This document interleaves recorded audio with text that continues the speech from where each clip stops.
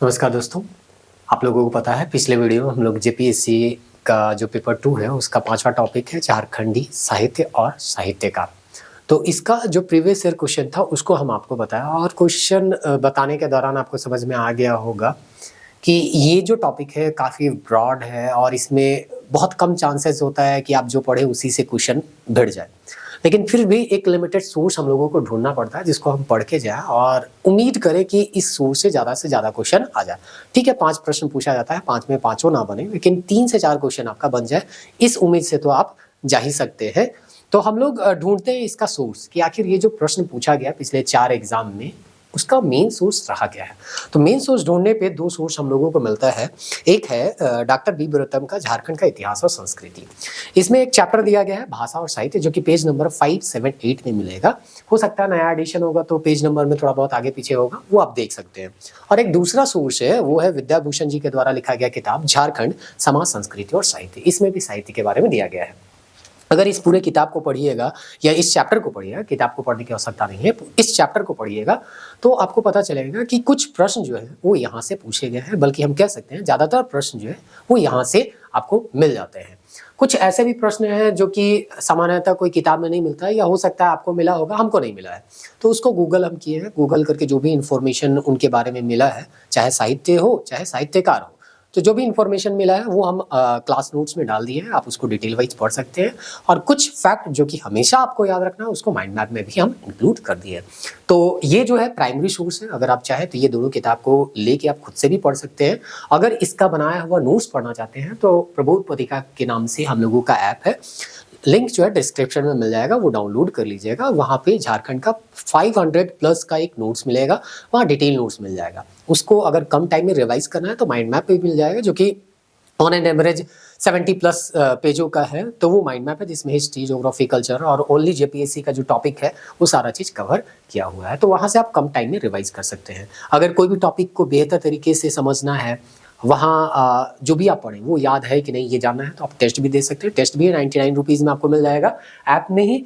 और वहाँ पे आपको जेपीएससी पेपर 2 का एक फोल्डर मिल जाएगा, वहाँ पे आप देखिएगा तो टॉपिक वाइज आपको क्वेश्चन मिलेंगे। मतलब इस टॉपिक को आप पढ़ने के बाद वहाँ क्वेश्चन बना लीजिएगा तो आपको पता चल जाएगा कि जो भी कुछ हम पढ़े उसमें से हमको कितना चीज़ याद रहा है।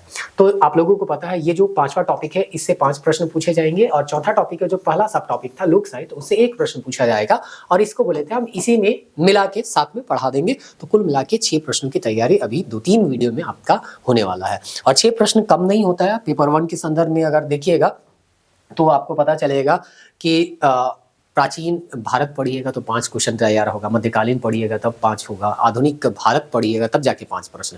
और ये 2-3 वीडियो में ही हम लोग 6 प्रश्न को तैयार कर लेंगे, और मान के चलेंगे 6 में से कम 4 तो क्वेश्चन आपका बन ही जाए। और कुछ क्वेश्चन करंट अफेयर से रिलेटेड होते हैं, जो किसी को पुरस्कार मिल जाता है, कोई साहित्यकार, तो वो सब डेली जो करंट अफेयर का हम लोग वीडियो डालते हैं शॉर्ट्स के माध्यम से, वो भी आप देख सकते हैं, या क्विज के माध्यम से जो आप लोग टेस्ट बनाते होंगे वो भी मिल जाएगा। तो ये जो प्रीवियस ईयर के क्वेश्चन वो आप लोगों को पिछले वीडियो में बता दिया गया है, उम्मीद करते हैं वो आप देख लिए होंगे। अब चलिए हम लोग झारखंड के साहित्य और साहित्यकार के बारे में थोड़ा बहुत जानते हैं। झारखंड के साहित्य और साहित्यकार को हम शुरू करें उससे पहले इकोनॉमिक सर्वे का एक डाटा है, वो आपको हम बताने का प्रयास कर रहे हैं, जो कि आपके डिटेल नोट्स में भी डाला हुआ है। स्क्रीनशॉट अगर देखिएगा तो वो वहाँ पे आपको मिल जाएगा।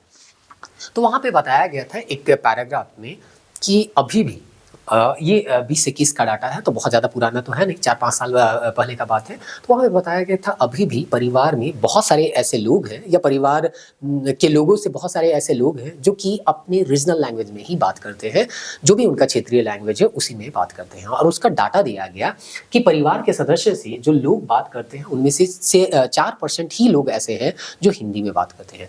बाकी लोग रीजनल लैंग्वेज में बात करते हैं, मतलब 96% जो है वो लोकल लैंग्वेज पे बात करते हैं अपने परिवार वाले सदस्यों से, जिनमें सबसे ज्यादा जो भाषा का प्रयोग किया जाता है वो है संथाली। तो वैसे भी जानते हैं संथाल का यहाँ पे जनजातियों का संख्या जो है सबसे ज्यादा है, तो संथाली भाषा बोलने वाले भी लोग क्या होंगे, ज्यादा होंगे। संथाली भाषा भी ज्यादा बोली जाती है। सेकंड नंबर में आता है खड़िया, जो कि 17.5% बोला जाता है। और कुड़ुक जो कि उरांव का भाषा है वो 9.5, मतलब 9.5% लोग कुड़ुक में बात करते हैं अपने परिवार के सदस्यों से। मुंडारी जो है वो 7.6% बोलते हैं और हो जो है वो 5.7। तो आप ऐसे भी देखते होंगे गांव घर में जो हम लोग बातचीत करते हैं तो सामान्यतः अपनी ही भाषा में करते हैं। अब धीरे धीरे लोग हिंदी में बात करने लग गए हैं और क्षेत्रीय भाषा कम प्रयोग करते हैं या जनजातीय या सदानी भाषा का भी कम प्रयोग करते हैं। लेकिन ये 20-21 का डाटा है तो बहुत ज़्यादा चेंज तो आपको देखने को नहीं मिलेगा, लेकिन हाँ धीरे धीरे इसमें चेंज हो रहा है और लोग जो है अपने जनजातीय भाषा का प्रयोग परिवार के सदस्यों से भी अब कम ही देखने को मिलता है। चलिए, अब ये चीज हम जान लिए, अब हम लोग चलते हैं भाषा साहित्य के बारे में। तो किसी भी भाषा का एक बहुत ही बड़ा साहित्य होता है, बहुत समृद्ध साहित्य होता है, चाहे वो शिष्ट साहित्य हो चाहे लोक साहित्य हो। तो उतना डिटेल में तो हम लोग नहीं पढ़ सकते हैं, तो हम लोग क्या पढ़ते हैं शुरुआती समय में, यानी कि उस भाषा के शुरुआती समय में कौन से साहित्य हम लोगों को देखने को मिलते हैं। तो यही हम कह सकते हैं, एक लाइन में कह सकते हैं, जो उसका इतिहास है, प्रारंभ है, वो चीज हम लोग यहाँ पे जानने का प्रयास करते हैं। इससे एक आइडिया हो जाता है कि कोई भी भाषा का साहित्य जो है वो कहाँ से प्रारंभ हुआ है और उसका डेवलपमेंट किस तरह से हुआ है। उसी चीज को बी बरतम के किताब में बहुत ही अच्छे से आपको बताया गया। तो जो फैक्ट है जिसे सवाल बनाए जा सकते हैं उसको हम निकाले और आपको डिटेल नोट्स में भी दिया गया और माइंड मैप में भी, और उसी चीज को हम यहाँ पे पावर पॉइंट में स्लाइड के माध्यम से बहुत ही आसान तरीके से आपको समझाने का प्रयास कर रहे हैं। वैसे आप इस किताब को पढ़िएगा तो बहुत ही लेंदी है, बहुत मुश्किल लगेगा या बहुत टाइम लगेगा यहाँ से सारे फैक्ट को निकालने के लिए। तो हम यहाँ पे सारे फैक्ट को आपको निकाल के बता रहे हैं। आपका काम है माइंड मैप के माध्यम से या टेस्ट के माध्यम से, जैसे भी हो आप उसको याद कीजिए और कम समय जो आपका बचा हुआ है उसको यूटिलाइज करके एग्जाम को आप क्लियर कीजिए। तो हम लोग जो है क्षेत्रीय भाषा को जब देखते हैं तो दो प्रकार का क्षेत्रीय भाषा या रीजनल लैंग्वेज हम लोगों को देखने को मिलता है। एक जो भाषा होता है उसको आदिवासी भाषा कहते हैं या जनजातीय भाषा कहते हैं। सिंपल सा मतलब है जो भी जनजाति के द्वारा प्रयोग किए जाने वाले भाषा है वो जनजातीय भाषा के अंतर्गत आते हैं, और जो सदान यानी कि गैर जनजाति है उनके द्वारा प्रयोग किया जाने वाला भाषा है उसको हम लोग सदानी भाषा के नाम से जानते हैं। सदान के बारे में ऑलरेडी आप लोगों को पढ़ाया गया, तो उम्मीद करते हैं आप इसके बारे में जान भी रहेंगे। अब सदा जो जनजातीय भाषा है, जनजातीय भाषा में भी सबसे जो ज्यादा बोली जाने वाला, देखिए 96% में से भी 33% जो है वो संथाली भाषा का प्रयोग कर रहे हैं लोग अपने परिवार के सदस्यों से बोलचाल करने के लिए या बातचीत करने के लिए। तो हम सबसे पहले संथाली जो भाषा है उसके बारे में थोड़ा सा जान लेते हैं। तो संथाली के बारे में बताया जाता है कि संथाल जो है अपनी भाषा को होड़ रोड कहते हैं, और ये चीज यहाँ ही क्या किया गया है, दिया गया है। अब होड़ रोड इसका मतलब क्या होता है, होड़ लोगों की बोली, यानी ये इनकी बोली है जो कि दो रूप में अभी वर्तमान में आपको देखने को मिलती है। एक है शुद्ध संथाली और दूसरा जो है वो मिश्रित संथाली है। मिश्रित मतलब कोई दूसरा भाषा जो है उसका प्रभाव इसके ऊपर पड़ा होगा और उसके जो शब्द हैं वो संथाली में प्रयोग किए जाने लगे हैं। जैसे हम लोग जो हिंदी भाषा का प्रयोग करते हैं तो हिंदी में बोलते बोलते अंग्रेजी का भी बहुत सारा यूज करते हैं, अरबी फारसी का भी यूज हम लोग करते हैं, उनके शब्दों का प्रयोग करते हैं। तो यहाँ पे बोलता है अगर बंगला, उड़िया या मैथिली का कहीं भी संथाली भाषा में मिश्रण देखने को मिलता है तो उसको हम लोग मिश्रित संथाली के अंतर्गत रखते हैं। अब यहाँ पे हम लोग साहित्य देख लिए, साहित्य जो है वो संथाली का देख रहे हैं। तो हम लोग देखिए भाषा तो दो रूप में है। अब कोई भी भाषा है तो शुद्ध भाषा के बारे में ही हम लोग पढ़ेंगे, जो मिश्रित है उसके बारे में नहीं पढ़ेंगे, क्योंकि मिश्रित तो मिश्रित है। शुद्ध का जो नियम होता है उसको हम लोग व्याकरण में पढ़ते हैं। कोई भी भाषा है तो भाषा का एक व्याकरण होता है कि उसको सही तरीके से कैसे हम लोग क्या करें, प्रयोग करें, कैसे बोले, कैसे लिखे। तो अगर यहाँ पे देखिए कोई भी भाषा को लिखने के लिए एक लिपि की आवश्यकता होती है। तो संथाली भाषा में जो लिपि का प्रयोग किया जाता है, इसको आप पढ़े भी होंगे, बहुत कॉमन सा ये फैक्ट है, हर कोई जानता होगा जो भी एग्जाम का तैयारी कर रहा है। ओल चिकी लिपि का प्रयोग किया जाता है। जैसे हिंदी जब हम लोग लिखते हैं तो देवनागरी लिपि लिखते हैं, जब संस्कृत का प्रयोग किया जाता है तो देवनागरी लिखा जाता है, जब इंग्लिश का प्रयोग करते हैं तो रोमन लिखते हैं। तो इस तरह से भाषा और लिपि भी जेएसएससी के एग्जाम में पूछा जाता है। तो आप वहां पे भी अगर एग्जाम दे रहे हैं तो ये चीज को याद रखिएगा, संथाली जो है वो ओल चिकी लिपि में लिखा जाता है। अब ये जो लिपि है उसका इजाद जो है या हम आविष्कार कर सकते हैं वो रघुनाथ मुर्मू के द्वारा किया गया है, जिसका 100 साल पिछले ही साल पूरा हुआ था। द्रौपदी मुर्मू आई भी थी। 1925 को ये शुरू हुआ, इसका क्या किया गया था, आविष्कार किया गया था या इस लिपि को शुरुआत किया गया था पंडित रघुनाथ मुर्मू के द्वारा। तो ये भी याद रखिएगा, ओल चिकी को आविष्कृत करने वाले जो व्यक्ति थे वो कौन थे, पंडित रघुनाथ मुर्मू। इनके बारे में हम लोग जब विभूति पढ़ रहे थे तो वहां पे बताए थे। संथाल बहुत बड़ा लैंग्वेज है, सबसे ज्यादा लोग यहाँ पे झारखंड में अगर देखें तो जनजातीय भाषा में संथाल का ही प्रयोग करते हैं। और संथाल की आर्थिक स्थिति, राजनीतिक स्थिति भी बेहतर है। अब देखिए आपके राज्य के जो मुख्यमंत्री हैं वो भी कौन है, संथाली है। चाहे वो शिबू सोरेन का बात करें, चाहे वो उनके पुत्र अभी जो हेमंत सोरेन है वो भी क्या है, संथाली है। तो संथाल जो है उनका पकड़ जो है आर्थिक रूप में भी अगर देखें तो काफी ज्यादा है और राजनीतिक रूप में तो है ही है। 92 और इसीलिए इनका भाषा जो है वो आप देखिएगा राष्ट्रीय स्तर पर भी इनको मान्यता मिला हुआ है। 92 संविधान संशोधन किया गया 2003 में और इसको जो भारतीय संविधान की 8वीं अनुसूची है उसमें शामिल किया गया। तो झारखंड का एकमात्र जनजातीय भाषा या हम कह सकते हैं लोकल लैंग्वेज से एक ही भाषा है संथाली भाषा, जिसे 8वीं अनुसूची में शामिल किया गया है। तो ये था संथाल के बारे में भाषा। अब संथाल जब भाषा है तो संथाल में अब जैसे कि यहाँ पे बताया गया डॉक्टर बी बोरातम में हिस्ट्री बताया गया है कि उस भाषा में जो पहला साहित्य वगैरह हम लोगों को देखने को मिलता है वो किस प्रकार का देखने को मिलता है या कैसा साहित्य देखने को मिलता है, वो सब चीज यहाँ पे बताया गया। और उन्हीं में से प्रश्न आपको देखने को मिलते हैं। कहाँ से पूछा गया है प्रश्न, जब हम पढ़ाएंगे तो आपको बता देंगे। फैक्ट वहाँ पे वैसे भी हाईलाइट किया गया होगा, चाहे माइंड मैप पढ़िए चाहे कहीं भी पढ़िए। डिटेल नोट्स में तो हम नहीं लिखे, लेकिन माइंड मैप और पीपीटी में आपको PYQ के रूप में वहाँ पे लिखा हुआ है, तो पता आपको वैसे भी चल जाएगा। तो यहाँ पे हम जो डाटा दिया गया है उसको समझे, उससे पहले कुछ थोड़ा सा उस समय का बैकग्राउंड का समझने का हम लोग क्या करते हैं, प्रयास करते हैं। आप समझिए यहाँ पे जो भाषा साहित्य दिया गया है ना, उसी का फर्स्ट पैराग्राफ देखिएगा, आपको दिखेगा नहीं लेकिन हम बताने का प्रयास कर रहे हैं कि ये किताब से ही हम बता रहे हैं, अपने तरफ से कुछ भी यहाँ पे लाग लपेट करके कुछ नहीं बता रहे हैं। तो किताब में बोलता है कि 1947 के आसपास झारखंड में, या हम कह सकते हैं उस समय का जो दक्षिण बिहार था उसमें ST बहुसंख्यक थे, यानी ST का पॉपुलेशन ज्यादा था। धीरे धीरे अभी हम लोग देखते हैं ST का पॉपुलेशन कम होते गया है और वर्तमान समय में 26% हम लोग ST का पॉपुलेशन याद करते हैं। तो उस समय ST पॉपुलेशन ज्यादा था, यानी कि जनजातीय भाषा बोलने वाले लोग भी ज्यादा थे। जनजाति की संख्या ज्यादा था यानी जनजातीय भाषा का प्रयोग करने वाले जो है वो ज्यादा होंगे, इसलिए जनजातीय भाषा का प्रयोग यहाँ पे ज्यादा आपको देखने को मिलेगा। आप समझिए 1947 का ये स्थिति था, तो 1947 से पहले तो और भी यहाँ जनजातियों का पॉपुलेशन ज्यादा रहा होगा। अब जनजातियों का पॉपुलेशन यहाँ पे ज्यादा है और कोई यहाँ पे शासन करने के लिए आ रहा है, तो उनका भाषा जानना बहुत जरूरी है। जैसे एक छोटा सा एग्जांपल ले लीजिए, आप गए हैं चाइना। अब चाइना का भाषा आपको नहीं पता रहेगा तो वहां के लोगों से आप काम कैसे निकालिएगा, काम कैसे कीजिएगा, वहां रहिएगा कैसे। आपको कुछ भी वहां के लोगों से काम करवाना होगा तो कहीं ना कहीं तो उनके भाषा को आपको समझना होगा, या उनको आपके भाषा को क्या करना होगा, समझना होगा। तो वो तो आपके भाषा समझेंगे नहीं क्योंकि उनका पॉपुलेशन ज्यादा, वो ज्यादा लोग हैं, आप तो गिने चुने हैं। तो यहाँ सबसे बेहतर होगा आप ही उनके भाषा को समझ लीजिए। तो अंग्रेज लोग क्या कर रहे थे, प्रयास कर रहे थे कि पहले वो उनके भाषा यानी कि यहाँ के जनजातीय भाषा को समझे और धीरे धीरे जो है अपने भाषा साहित्य का या जो शिक्षा का जो हम कह सकते हैं तरीका था या साहित्य था उनको वो कन्वर्ट करेंगे यहाँ के भाषा में और यहाँ के लोगों को समझाएंगे और यहाँ के लोगों को अपना शिक्षा पद्धति हम कह सकते हैं थोपना या कुछ भी कह सकते हैं इसको, तो थोपना कर दीजिए या पढ़ाना, जो भी कहिए आप अपने अनुसार कर लीजिए। तो अंग्रेज जो है अपना शिक्षा पद्धति को भारतीयों के ऊपर क्या करते हैं, थोपते हैं। तो यहाँ पे आपको देखने को मिलेगा कई सारे किताबों का ट्रांसलेशन किया जाता है। अब ट्रांसलेशन इसलिए किया जाता है क्योंकि अंग्रेजी यहाँ के लोगों को आता नहीं था। अब आता नहीं था और वो चीज आपको यहाँ के लोगों को समझाना है तो क्या कीजिएगा, आप उस किताब को जिसको यहाँ के लोगों को समझाना है उसको ट्रांसलेट कर दीजिएगा। जैसे एक एग्जांपल दिया गया है इसी पैराग्राफ में, लेकिन हम यहाँ पे लिखे नहीं है, स्लाइड में नहीं लिखा हुआ है। न्यू टेस्टामेंट और ओल्ड टेस्टामेंट हम जान रहे थे या हम लोग जानते हैं कि उस समय जब ईसाई पादरी लोग यहाँ पे आए थे तो कई सारे लोगों का धर्म परिवर्तन भी करवा रहे थे।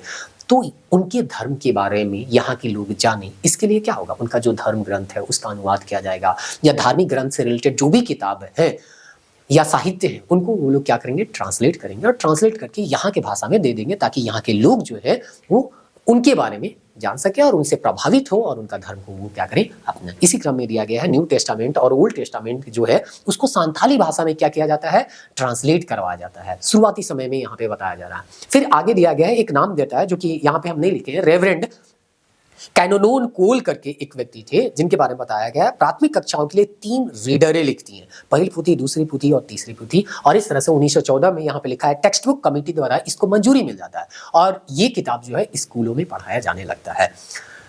तो आप लोग पहले भी थोड़ा बहुत कहीं सुने होंगे, अगर किसी देश का या किसी समाज का माइंडसेट बदलना है तो स्कूल का शिक्षा पद्धति आप बदल दीजिए। अगर स्कूल का शिक्षा पद्धति बदल दीजिएगा तो आने वाले 10-15 साल में आप उस पूरे समाज का माइंडसेट को क्या कर सकते हैं, बदल सकते हैं। रीजन क्या होता है, आप बच्चे को कच्चे घड़ा के रूप में आप देख सकते हैं, उसको जैसा शेप दीजिएगा वो वैसा ही शेप लेगा। कच्चे मिट्टी की जगह है, आप जैसा शेप दीजिएगा वैसा शेप वो क्या कर लेगा, ले लेगा। तो आपको अंग्रेज जो भी सिखाना चाहती है वो बचपन से वही चीज सिखाएंगे, तो आप जो है वही चीज सीखिएगा। आपके दिमाग में वही चीज डाला जा रहा है तो वही चीज ना सीखिएगा। आपके दिमाग में डाला जाएगा कि गांधी जी महात्मा थे तो आप गांधी जी को महात्मा के रूप में ही देखिएगा। लेकिन आने वाले समय में अगर उनके बारे में कुछ गलत चीज़ बताया जाएगा तो आपके दिमाग में उनके बारे में गलत इमेज ही बनेगा। तो सीधा सा मतलब है, एजुकेशन सिस्टम पे हर सरकार क्या करती है, टारगेट करती है। अभी आप देख रहे होंगे एनसीईआरटी के चैप्टर में कई सारे बदलाव हो रहे थे, बदलाव हो रहे भी हैं और विवाद में भी आ जाते हैं। अभी हाल ही में आप देखे होंगे न्यूज़पेपर में आया था कि न्यायपालिका में भ्रष्टाचार करके एनसीईआरटी में क्लास 8 में एक टॉपिक डाला गया था, एक चैप्टर डाला गया था। सुप्रीम कोर्ट जो है उसका ये कोर्ट का अवमानना है बोलती है और उसके बाद एनसीईआरटी माफी मांगता है, उस चैप्टर को हटा दिया जाता है। तो सीधा सा मतलब है, शिक्षा के माध्यम से आप उस समाज पे क्या कर सकते हैं, कब्जा कर सकते हैं या मानसिक रूप से उसको गुलाम भी बना सकते हैं शिक्षा का माध्यम से। तो अंग्रेज यही चाह रहे थे, क्लर्क पैदा करने, इसीलिए वो लोग क्या कर रहे थे, अपने जो भी किताब थे उसको ट्रांसलेट कर रहे थे और यहाँ के समाज में उसको दे रहे थे। तो इसी क्रम में आपको याद रखना है कि कौन कौन सा किताब किसके किसके द्वारा ट्रांसलेट करवाया गया।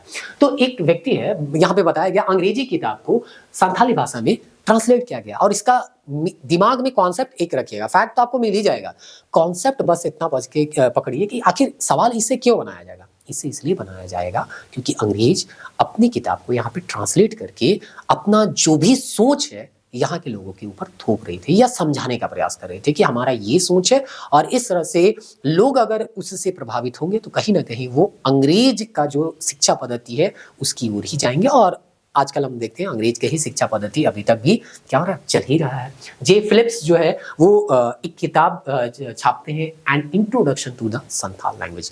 नाम से पता चल रहा है वो संथाल लैंग्वेज का इंट्रोडक्शन दे रहे हैं, है ना। तो इस तरह से यहाँ पे जो अंग्रेज थी उनको भी बताना चाह रहे हैं कि अगर यहाँ पे शासन करना है, यहाँ के साथ काम कर, यहाँ के लोगों के साथ काम करना है तो यहाँ की भाषा को आपको क्या करना पड़ेगा, समझना पड़ेगा। तो इस तरह से यहाँ पे ये किताब वगैरह छापा जा रहा था ताकि अंग्रेज इनको पढ़े और यहाँ की भाषा को थोड़ा बहुत समझे। तो इस तरह से यहाँ पे जे फिलिप्स जो है वो an introduction to the Santhal language लिखते हैं। फिर इजी मना जो है लंदन में संथालिया एंड संथाल लिखते हैं और रेवरेंड E.H. पक्सुले जो है वो लंदन में 1868 में ए वोकेबुलरी ऑफ संथाल लैंग्वेज लिखते हैं। कहने का मतलब है आपको यहाँ पे शब्दकोश दिया जाता है कि संथाल में इस शब्द का मीनिंग क्या होगा। अंग्रेजी का जैसे हम लोग वर्ड मीनिंग देखते हैं ना हिंदी में, उसी तरह से अंग्रेजी का वर्ड दिया गया और फिर उसका क्या मीनिंग होता है संथाल में वो आपको बताने का प्रयास किया गया। तो इस तरह से यहाँ पे होता है संथाली भाषा के संबंध में अंग्रेजी में कई पुस्तकें प्रकाशित हुई। तो यहाँ पे क्या हो रहा है, अंग्रेजी में किताब छप रहा है। अब ये अंग्रेजी में किताब छप रहा होगा तो एक चीज दिमाग में रखिएगा, ये किसके लिए छप रहा है, यहाँ के लोगों के लिए नहीं छप रहा है, ये अंग्रेज लोगों के लिए छप रहा है। अंग्रेज लोग इस किताब को पढ़ेंगे और यहाँ की भाषा को समझेंगे और यहाँ की भाषा को समझ के यहाँ पे आएंगे, काम करेंगे और काम करना उसके लिए क्या हो जाएगा, आसान हो जाएगा। जैसे आप सुने होंगे कहीं पे विदेश सचिव के रूप में आप काम करते हैं या आपका जॉब जो है यूपीएससी के थ्रू IFS में हो जाता है, तो आपको उस देश का लैंग्वेज आना चाहिए। उस देश का लैंग्वेज अगर नहीं भी आ रहा है तो आपको क्या करना पड़ेगा, सीखना पड़ेगा। तब आप वहाँ पे जाइएगा तो वहाँ के देश के लैंग्वेज को समझिएगा, तब आप बेहतर तरीके से क्या कर सकते हैं, काम कर सकते हैं। अब मान के चलिए चाइना में रह रहे हैं, ठीक है, भारत के ही आप अधिकारी हैं लेकिन चाइना में अगर काम कर रहे हैं तो वहाँ की भाषा को आपको समझना पड़ेगा। नहीं समझते हैं तो आपको पढ़ना पड़ेगा, नहीं तो आप काम नहीं कर पाएंगे। तो वही चीज़ था, अंग्रेज जो है किताब ये सब छाप रहे थे और जो भी भारत आने वाले अंग्रेज होते थे उनको ये सब चीज़ बताया जाता होगा कि आपको वहाँ पे आप जाइएगा वहाँ पे तो इन सब लैंग्वेज बोलने वाले लोगों से आपका क्या होगा, सामना होगा। तो अच्छा है कि उनके लैंग्वेज को समझ लीजिए, उनके साहित्य को समझ लीजिए, उनका सोच क्या है वो चीज़ आप जान लीजिए, तो वहाँ पे शासन करना आपके लिए क्या हो जाएगा, आसान हो जाएगा। तो ये सब चीज़ दिया हुआ है, लेकिन आपको ये कॉन्सेप्ट के जो है अभी हम दे रहे हैं, आगे आपको फैक्ट बताएंगे। फैक्ट आप याद करते रहिएगा, कॉन्सेप्ट केवल इसलिए आपको बताया जा रहा है क्योंकि आपको समझ में आए कि आखिर हम इन सब चीज़ों को याद क्यों कर रहे हैं और इस सब चीज़ों से सवाल क्यों बनाया जा रहा है। आप देखिए कॉन्सेप्ट पकड़िए कि अंग्रेज यहाँ पे आ रहे हैं, अंग्रेज यहाँ पे आने से पहले यहाँ की भाषा को समझने का प्रयास करें ताकि वो यहाँ पे आए और यहाँ के लोगों के ऊपर बेहतर तरीके से शासन कर पाए, उनके साहित्य को। अब समझिए, अब सीधा सा मतलब है, अभी आदिवासी समाज में हड़िया जो है वो बहुत महत्वपूर्ण स्थान रखता है। तो उनकी रीति रिवाज, उनके समाज, उनके साहित्य को अगर नहीं जोड़ेंगे और समझेंगे और आके अचानक हड़िया को बैन कर देंगे तो वही है ना, धार्मिक रूप से उनके ऊपर प्रहार हो जाएगा, विद्रोह हो जाएगा। इसीलिए किसी भी समाज के ऊपर अगर आपको शासन करना है तो सबसे पहले उस समाज को आपको समझना होगा, उनका क्या सोच है उनको आपको समझना होगा और उसके बाद धीरे धीरे उनके सोच को बदलने का आपको तरीका निकालना पड़ेगा।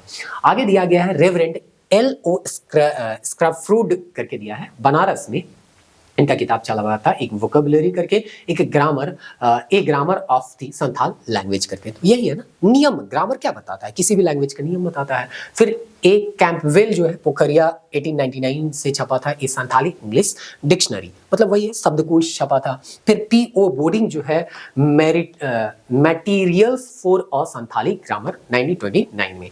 फिर मैकफेल जो है an introduction to the Santhali जो छपा था वो 1947 में। तो देख रहे हैं ना यहाँ पे अंग्रेजी में किताब क्या किया जा रहा है, छापा जा रहा है, ताकि वो लोग जो है संथाली भाषा को बेहतर तरीके से समझ सके, क्योंकि संथाली लोग ज्यादा थे और उनके ऊपर शासन करना इन लोगों को बहुत। अब देखिए हूल विद्रोह सब हो रहा था, तो उनके समाज को जब तक नहीं समझेंगे तब तक विद्रोह को कैसे शांत कीजिएगा, विद्रोह दोबारा ना हो इसको आप कैसे समझ पाइएगा। तो उन सब के लिए ये सब चीज था।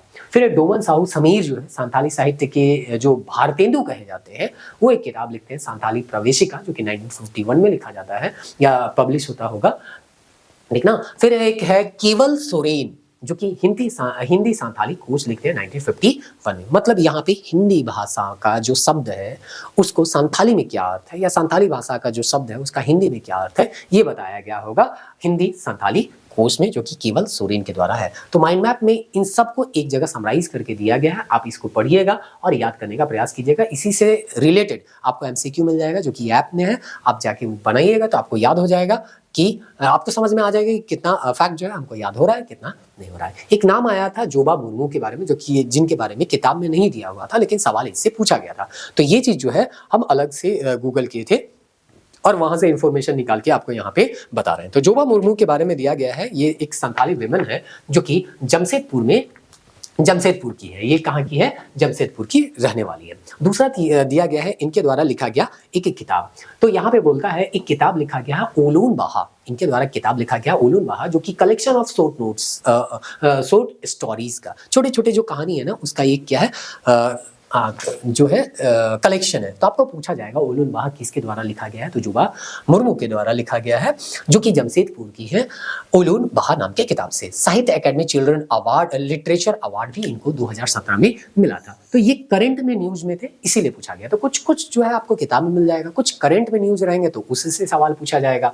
उसके बाद है बाहा उमल करके दिया गया है, इनके द्वारा लिखा गया एक दूसरा किताब है जो कि कविताओं का कलेक्शन है, पोएट्री का कलेक्शन है। फिर बेवार जो है वो भी है जो कि शॉर्ट स्टोरीज है, यहाँ पे भी छोटे छोटे कहानियां जो है आपको देखने को मिलेंगी जो कि इनके द्वारा लिखा गया था। उसके बाद यहाँ पे दिया गया है जोबा मुर्मू जी है वो प्रेमचंद के कहानी का भी क्या करती है, ट्रांसलेशन करती है। प्रेमचंद का बहुत सारा कहानी था, उसको संथाली भाषा में ये क्या करती है, ट्रांसलेट भी करती है। ट्रांसलेशन यहाँ पे दिया गया है उनका जो कहानी था वो।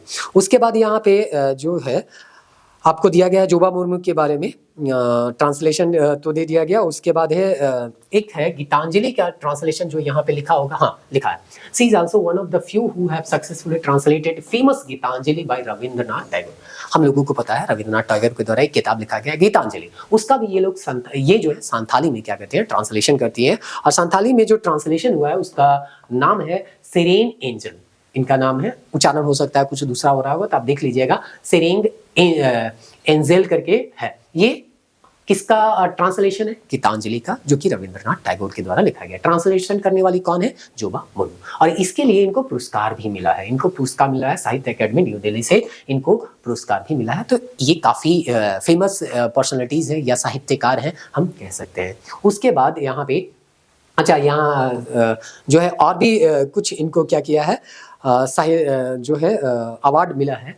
RR किस्कू क्या है, रापाज ट्रांसलेशन अवार्ड करके एक अवार्ड होता है, वो भी पूछा इनको मिला है 2016 में all India Santhali writers association के द्वारा। उसके बाद she has many other award in her big bag like Pandit Raghunath Murmu award 2000। इसके अलावा भी बहुत सारा इनको अवार्ड मिला है, जिसमें बताया रघुनाथ मुर्मू मिला है, रविन्द्रनाथ टैगोर अवार्ड 2020 को इनको क्या हुआ है, मिला है। तो इस तरह से यहाँ पे काफ़ी ज़्यादा इनको अवार्ड मिला है, काफ़ी समृद्ध इनका साहित्य रहा है। तो इसलिए इससे सवाल जो है पूछा गया था, तो उसको हम गूगल में जितना मिला था वो हम लिख दिए। अब दूसरा हम लोग जनजातीय भाषा की ओर जाते हैं और जानते हैं उसके बारे में। तो उसका जो दिया गया है दूसरा हम लोगों का जनजातीय भाषा है वो है मुंडारी। तो मुंडारी भाषा के बारे में हम लोग जानते हैं, तो बोलता है मुंडारी का एक अन्य नाम है होड़ा जगर। इसको क्या बोलते हैं हम लोग, होड़ा जगर के नाम से जानते हैं। तो इस तरह से यहाँ पे संथाली वाला में होड़ रोड था और यहाँ होड़ा क्या है, जगर है। इसके बारे में बताया गया है इस भाषा की 4 मुख्य बोलियां हैं। 4 मुख्य क्या है इनका बोली है। एक चीज और भी है, जोबा मांझी के ही पति का नाम है पीताम्बर मांझी, हु इज आल्सो साहित्य अकादमी बाल साहित्य पुरस्कार विनर 2012 भी दिया गया है, जो कि डिटेल नोट्स में लिखा हुआ है। यहाँ पे किनारे में लिखा हुआ था तो छूट गया था, चलिए ठीक है। अब यहाँ पे मुंडारी का 4 बोली है, तो कौन कौन सा बोली है देख लीजिए। पहला है इशाद, पहला क्या है, इशाद है। इशाद जो है बोलता है खूंटी और मुरहू के क्षेत्र में पूर्वी अंचलों में बोली जाने वाली मुंडारी है। दूसरा है नगुरी, ये सब काफी इंपॉर्टेंट है, कम से कम पूछा जा सकता है इशाद, नगुरी, तमाड़िया, केर किसका बोली है। बोली जो होता है वो छोटा रूप होता है और भाषा जो हो जाता है वो बड़ा रूप होता है, वो पूरी तरह से नियमबद्ध होता है। तोरपा, कर्रा, कोलेबिरा, बानो आदि क्षेत्र में बोली जाने वाली नागपुरी भाषा मिश्रित मुंडारी है। मतलब इस मुंडारी भाषा में किसका मिश्रण देखने को मिलता है, नागपुरी का, इसीलिए इसको हो सकता है नगुरी बोला गया। फिर तमाड़िया, नाम से ही पता चल रहा है तमाड़ के क्षेत्र में बोला जाता होगा, तमाड़ के आसपास के क्षेत्रों में बोली जाने वाली मुंडारी केर ध्वनि की प्रधानता यहाँ पे देखने को मिलती है। तो ये हो गया तमाड़िया। फिर एक केर के बारे में दिया गया है, रांची के आसपास के क्षेत्रों में मुंडारी बोली जाने वाली जो है ये बोली है केर। तो इस तरह से यहाँ पे ये सब सारा चीज मुंडारी के बारे में दिया गया है। तो यहाँ पे र ध्वनि की प्रधानता जो है ना, ये र ध्वनि की प्रधानता जो है वो केर वाला में है, गलती से यहाँ पे लिखा गया, माफ कीजिएगा, तमाड़िया में नहीं है। वो र ध्वनि की प्रधानता जो है मुंडारी के केर बोली में होता है। तो कुल मिला के बस इतना याद रखिएगा, मुंडारी में 4 बोली है। सबसे पहला है इशाद, दूसरा है नागौरी, तीसरा है आपका केर और चौथा है तमाड़े। ये 4 बोली कम से कम याद रखिएगा। नागौरी में नागपुरी का मिश्रण आपको थोड़ा बहुत देखने को मिलता है, वो चीज आपको बताया गया है। फिर आते हैं इनका लिपि के बारे में। जैसे कि संथाल का हम लिपि देखें कि उनका ओल्ची की लिपि था, क्या मुंडारी में भी लिपि देखने को मिलता है? तो यहाँ पे बताया गया है इतना प्राचीन भाषा होने के बावजूद भी अभी तक इसमें कोई लिपि अभी तक इनका कोई लिपि विकसित नहीं हुआ है। यह मुख्यतः मौखिक परंपरा है, लोक गीतों तथा गीतियोड़ा के क्रियाकलापों पर ये आधारित है, जो उनका युवा गृह है उनके अनुसार ये चलता है। सबसे पहले J.C. व्हिटली ने 1873 में एक मुंडारी प्राइमर लिखा था। अब देखते हैं मुंडा साहित्य में या मुंडारी साहित्य में हमको शुरुआती कौन कौन से साहित्य देखने को मिलते हैं। तो काफी इंपॉर्टेंट है, 1873 में एक मुंडारी प्राइमर यहाँ पे मिलता है जो कि लिखा गया था J.C. व्हिटली के द्वारा। हम लोग E.H. व्हिटली पढ़ते हैं, नागपुरी व्याकरण लिखने वाले थे, वो 1896 में लिखे थे। उसके बाद 1891 में S.J.D. स्पेट ने अंग्रेजी में मुंडारी का एक व्याकरण लिखा। मतलब रोमन लिपि में ही शुरुआती समय में क्या किया जा रहा था, व्याकरण लिखा जा रहा था। इसका सीधा सा रीजन था अंग्रेजों को यहाँ के जनजातियों के भाषा से रूबरू करवाना। व्याकरण क्या होता है, रूल रेगुलेशन होता है। तो उस भाषा को बोलने का क्या नियम है, आप व्याकरण के जरिए क्या करते हैं जानते हैं। रोमन लिपि में इसलिए लिखा गया था ताकि अंग्रेज जो है अपने लिपि में उसको आराम से पढ़ सके और यहाँ की भाषा को समझ सके। फिर है इनसाइक्लोपीडिया मुंडारी का लिखने से पहले हॉफमैन ने 1896 मुंडारी फोहर्ट प्राइमर और 1903 में मुंडारी व्याकरण लिखा था। तो याद रखिएगा यहाँ पे जो हॉफमैन है, हॉफमैन कौन कौन सा किताब लिखे हैं, इनसाइक्लोपीडिया मुंडारी का लिखे, मुंडारी फोहर्ट प्राइमर लिखे हैं और मुंडारी व्याकरण लिखे हैं। तो ये काफी इंपॉर्टेंट है, सवाल पूछा जा सकता है और ये जो है आपके किताब में बेबरतम के किताब में ही दिया गया है। मुंडारी के बारे में और कुछ देखते हैं। 1942 में W.G. आर्चर ने 1641 लोकगीतों का संग्रह मुंडा दुरंग में प्रकाशित करते हैं। तो मुंडा दुरंग ये शायद JSSC के किसी एग्जाम में पूछा गया था, यहाँ पे PY तो हाईलाइट नहीं किया है, लेकिन याद हो रहा है कहीं ना कहीं ये JSSC में पूछा गया था। मुंडा दुरंग में मुंडारी गीतों का मतलब गीतों का क्या मिलता है, संग्रह मिलता है, जो कि 1641 लोकगीत है। कुछ मुंडा गीत शरद चंद्र राय ने अपनी पुस्तक में भी क्या किया था, शामिल किया था। फादर हॉफमैन के बारे में अभी आपको बताया गया। मुंडारी व्याकरण और मुंडा भाषा को संस्कृति पर विश्वकोश इनसाइक्लोपीडिया मुंडारा का किताब लिखते हैं। तो इनके द्वारा लिखा गया, फादर हॉफमैन के द्वारा जो लिखा गया और भी कुछ किताब है, मुंडारी फोहर्ट प्राइमर और मुंडारी व्याकरण, और इनसाइक्लोपीडिया मुंडारी का तो है ही है। मतलब मुंडा का पूरा इंसाइक्लोपीडिया, हर एक जानकारी आपको मिल जाएगा इस किताब में, ऐसा आप समझ सकते हैं। फिर है तमाड़ के बुधू बाबू ने प्रीति पाला के गीत रचकर मुंडारी गीतकारों को एक नई दिशा दी। मतलब गीत वगैरह रचा जा रहा है, तो थोड़ा बहुत लोक साहित्य, आप मुंडारी में एक स्पेशल पेपर लेके पढ़िएगा तो बहुत कुछ पढ़ने को मिलेगा। लेकिन हम लोग तो जनरल पढ़ रहे हैं, तो जनरल में थोड़ा बहुत यहाँ पे हम लोग जानते हैं। रेवरेंड नोत्रोत ने मुंडारी में बाइबल का क्या करवा जो है अनुवाद करवाया। तो याद होगा उम्मीद करते हैं ये वही नोतरुत होंगे जिनका विवाद बिरसा मुंडा से हुआ था। बिरसा मुंडा जो है जिस स्कूल में पढ़ते थे वहीं पे फादर नोतरुत थे और उन्हीं के साथ उनका विवाद भी हुआ था। तो वो जो है बाइबल को मुंडारी भाषा में अनुवाद करवाए थे। अब यहाँ पे देखिए मुंडारी भाषा में बाइबल का अनुवाद करवाने के पीछे क्या कॉन्सेप्ट आपको दिए, बाइबल से वो प्रभावित हो और ईसाई धर्म को वो लोग अपनाएं, तो इसीलिए यहाँ पे अनुवाद भी करवाया जा रहा था। आगे दिया जाता है कलकत्ता से बहुत सारे पुस्तक, जो ये सब पुस्तक है वो छप रहे थे, सब प्रकाशित हुई। मुंडारी लोक कथाएं जगदीश त्रिगुणायत जो है वो लिखते हैं मुंडारी लोक कथाएं, यानी कि उनका जो लोक कथा है वो एक जगह संकलित करके प्रकाशित करवाया जाता है। मुंडारी लोक कथाओं का संग्रह मेंसा ओडिया जो है मेंसा ओडिया द्वारा जो लिखा गया था वो है मटुरा कहानी जो कि पूछा गया है। देखिए किताब में पढ़ते पढ़ते कुछ फैक्ट आपको मिल ही जाता है, जैसे से सवाल बना है तो आपको क्या कैसे पता चलेगा क्या पूछेगा क्या नहीं पूछेगा। तो वही है, बेसिक आपके पास जो सोर्स है वो पढ़ के जाइए, अगर बन गया तो ठीक, और नहीं तो साहित्यकार भी बहुत सारे लोग हैं और साहित्य भी एक साहित्यकार के द्वारा कई सारे साहित्य लिखे जाते हैं, कई सारे किताब लिखे जाते हैं, आप कितना को याद कर पाइएगा। तो आपके लिमिट में जो है वो आप पढ़ के जाइए, वहां से मिल गया तो ठीक है, नहीं मिल गया तो फिर ज्यादा परेशान होने की आवश्यकता नहीं है। और अभी देखिए मिल ही रहा है ना, क्वेश्चन छापने वाला भी तो कहीं ना कहीं ऑथेंटिक बुक को ही ढूंढेगा ना, जो ऑथेंटिक बुक होगा उसी से बनाएगा। वो भी जान रहा है कि स्टूडेंट का कितना रेंज तक, उस पर तो पीएचडी करेगा नहीं, जनरल ही पढ़ेगा। तो जनरल जो बहुत ज़्यादा हाईलाइटेड किताब है वही सबसे वो लोग सवाल बनाएंगे। तो अब मुंडारी भाषा के बाद हम लोग आगे चलते हैं वो भाषा जो कि ऑस्ट्रो एशियाटिक भाषा समूह के अंतर्गत आता है। इनके बहुत सारे ऐसे शब्द हैं जो कि बताया जाता है संस्कृत से मिलता जुलता है, धीरे धीरे से इसमें अंग्रेजी हिंदी उड़िया शब्द से मिलते हैं।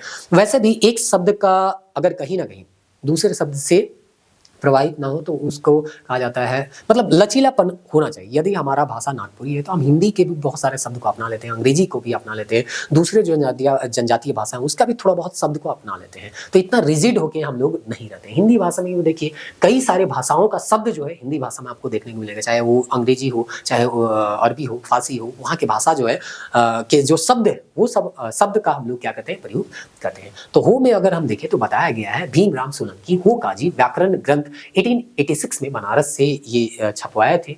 फिर लाइनेज बरोज करके एक हो व्याकरण लिखा गया था, यानी हो भाषा को समझने के लिए ये ग्रामर लिखा गया था। फिर हो दुरंग लिखा गया कानूराम देवगम के द्वारा। फिर सतीश कुमार कोड जो है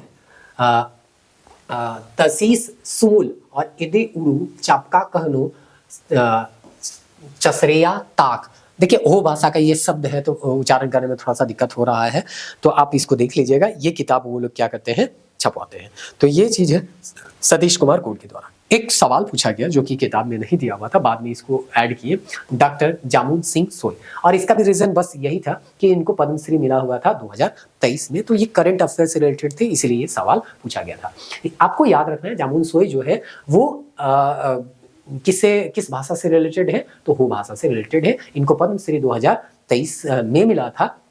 40 years of preserving and promoting the whole language and culture। तो आगे आपको यहाँ पे पूछा गया पद्मश्री कब इनको मिला, 2023 में। तो पूछा जा सकता है जामुन सोय जो है वो किस भाषा के प्रोफेसर रहे हैं, तो हो जनजाति के ये क्या, हो भाषा के ये क्या रहे, प्रोफेसर रहे, और किस यूनिवर्सिटी से है, तो कुलान यूनिवर्सिटी है। 6 किताब भी है, लेकिन 6 स्पष्ट किताब जो है हमको नहीं मिला, तो हम यहाँ पे 6 किताब का उल्लेख नहीं किए हैं। लेकिन यहाँ पे लिखा गया है ये 6 जो बुक है जो कि हो लिटरेचर है उनका क्या है, लेखक है। तो ये चीज है। एक चीज और यहाँ पे पीवाईक्यू देखिए, यहाँ पे पूछा गया है भीमराव सोलंकी का हो काजी, यहाँ पे भी पीवाईक्यू है। तो आपको जो ऑथेंटिक बुक से, देखिए एक ऑथेंटिक बुक से आपको मिल गया, एक करंट अफेयर, तो ऑथेंटिक बुक पढ़ के जाइए, करंट अफेयर भी पढ़ के जाइए, दोनों को पढ़ के जाइए। तो उम्मीद करते हैं आपका ज्यादा से ज्यादा प्रश्न जो है बन जाएगा। एक आध प्रश्न आप गेस कर लीजिएगा, क्या कीजिएगा, नहीं आएगा तो। अब हम लोग चलते हैं कुड़ुक भाषा। इसका जो लिपि है वो तोलोंग से की है। जो मुंडा था उसका कोई लिपि नहीं था, हो का भी स्पष्ट कोई लिपि तो हम नहीं आपको बताएं। अब यहाँ आता है उरांव का, तो उरांव का जो है तोलोंग से की जो है लिपि है, और इसको इजाद करने वाले जो है वो है डॉक्टर नारायण उरांव, और ये भी प्रीवियस ईयर में क्या किया गया है, पूछा गया है। तो इसको भी आप क्या कीजिएगा, याद रखिएगा। चलिए अब यहाँ पे हम लोग देखते हैं कुड़ुक भाषा में कौन कौन से साहित्य जो है हम लोगों को देखने को मिलते हैं। रेवरेंड ओ फ्लैक्स अंग्रेजी में उरांव पर एक किताब लिखी जो 1874 में कलकत्ता में प्रकाशित हुआ। फिर से वही बात, उरांव समाज को समझने के लिए अंग्रेजी में किताब लिखा जा रहा ताकि अंग्रेज उनकी उस किताब को पढ़े और उस समाज को थोड़ा बहुत समझ सके। रेवरेंड फोर्ट हैंड जो है 1900 ईस्वी में कुड़ुक व्याकरण लिखते हैं और इसका सबका कारण वही है, उनकी भाषा को समझना, यानी कि उरांव की भाषा को समझना। 1903 में कुड़ुक अंग्रेजी डिक्शनरी लिखा जाता है ताकि अंग्रेजी बोलने वाले लोगों को कुड़ुक का जो शब्द है वो समझ में आ जाए, या कुड़ुक बोलने वाले लोगों को अंग्रेजी का जो शब्द है वो समझ में आ जाए। दोनों इसमें देखने को मिल सकता है। फिर 1905 ईस्वी में उरांव रीति रिवाज का संग्रह तथा उनका अंग्रेजी में अनुवाद किया गया।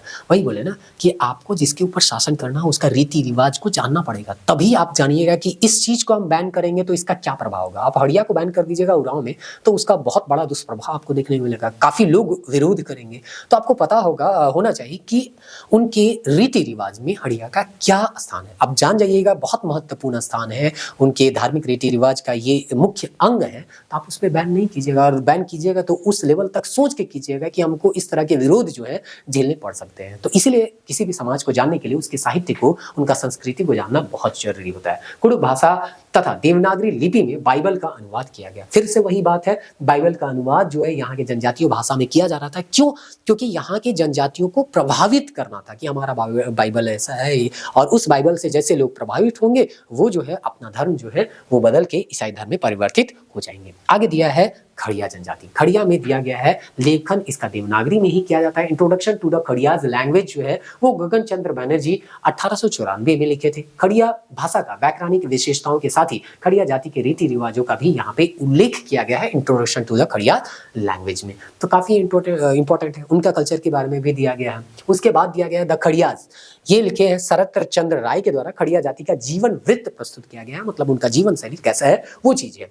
मनसो टेटे तथा जतरू खड़िया ने खड़िया लोकगीतों और पहेलियों का एक संग्रह तैयार किया जिसका नाम है खड़िया ओलोम करके है। तो इस तरह से ये भी याद रखिएगा, खड़िया ओलोम जो है मनसो टेटे और जतरू खड़िया के द्वारा लिखा गया है। और यहाँ पे क्या है, खड़िया के लोकगीत है और पहेली है। फिर खड़िया लोकगीत और लोक कथाओं, मंत्र और मनोरंजन के साधनों का यहाँ पे उल्लेख किया गया है इन सब किताबों में। पादरी सैमुअल बागे करके दिया गया है जो कि GEL मिशन के वो पादरी थे।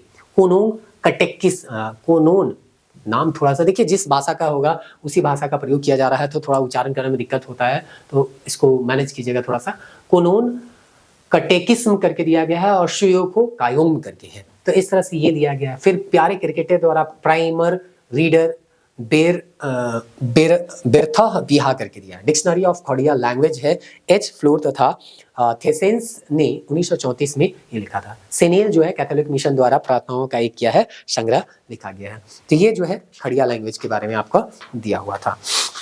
तो खड़िया के बारे में यहाँ पे ये सब सारा चीज दिया गया है। प्यारे क्रिकेटर के द्वारा ये सब सारे चीज क्या किया गया है, लिखे गए हैं। प्राइमर हो, रीडर हो और बेरथा बिहा हो, ये तीनों अलग अलग किताब है ना, तीनों ये क्या है अलग अलग किताब जो कि प्यारे क्रिकेटर के द्वारा लिखा गया है। सेनेल के द्वारा कैथोलिक मिशन के द्वारा सेनेल जो है वो कैथोलिक मिशन के द्वारा ये जो है क्या किया गया है, प्रार्थनाओं का संग्रह जो है वो एक तैयार किया गया था। तो कैथोलिक मिशन थे, प्रार्थनाओं का संग्रह जो है वो सेनेल करके था, वो चीज था। तो ये माइंड मैप में लिखा हुआ है। माइंड मैप में स्पष्ट रूप से आपको बहुत कम समय में एक पेज में, अभी जो भी कुछ पढ़ा है वो एक पेज और थोड़ा सा सेकंड पेज में गए हैं और वो मिल जाएगा। सेकंड पेज में और भी बहुत सारा चीज जो है आपको सदानी भाषा के बारे में भी इंफॉर्मेशन मिल जाएगा। तो 1 से 2 पेज में सब खत्म हो जाता है।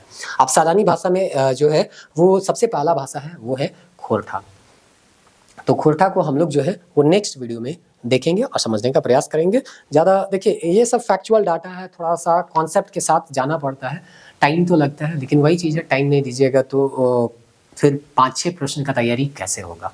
6 प्रश्न है उसमें भी वही चीज़ आपको बताना है जिस जो सवाल में देखने को आपको मिलेंगे। तो बहुत मुश्किल होता है कि क्या बताएं कि सीधे आपको सवाल में वो चीज़ दी जाए। तो अपनी तरफ से हम लोग पूरा प्रयास करते हैं। आप समझिए कि इतना मोटी किताब को पढ़ना और उसके बाद उसका समरी तैयार करना, फिर समरी का भी क्या करना, समरी डिटेल नोट्स में तो एक तरह समरी ही है ना, इसका जो भी इंपॉर्टेंट फैक्टर निकाले डिटेल नोट्स में दिए। अब डिटेल नोट्स का भी हम लोग क्रक्स निकाले हैं माइंड मैप ने और देने का प्रयास करते हैं। अब उसी को आपको पढ़ना है, बार बार पढ़ना है, कुछ याद हो जाएगा, कुछ हो सकता है आप भूल जाइएगा। तो अब भूल जाइएगा सोच के पढ़िएगा नहीं, तब तो फिर कुछ भी याद नहीं होगा। तो अच्छा है थोड़ा बहुत पढ़ते रहिए और पढ़ते रहिएगा तो याद रहेगा। इसके साथ साथ टेस्ट बनाते रहिएगा तो आपको पता चलते रहेगा कि क्या चीज़ हम भूल रहे हैं, जो चीज़ भूल रहे हैं उसमें थोड़ा सा स्ट्रेस दीजिएगा, थोड़ा उसमें पढ़िएगा, टाइम दीजिएगा, तो वो चीज़ आगे चल के याद हो जाएगा। मिलते हैं नेक्स्ट वीडियो में, तब हम लोग जो है जनजातीय भाषा के जो खत्म कर चुके हैं, तो आगे हम लोग सदानी भाषा को देखेंगे। तो सदानी भाषा में आपको देखना है कोटा, पंचपरगनिया, फिर है कुरमाली और नागपुरी। उसके बाद हम लोग हिंदी साहित्य चलेंगे और हिंदी साहित्य में आगे पढ़ेंगे। 3-4 वीडियो आपको साहित्य और साहित्यकार से रिलेटेड मिलेगा।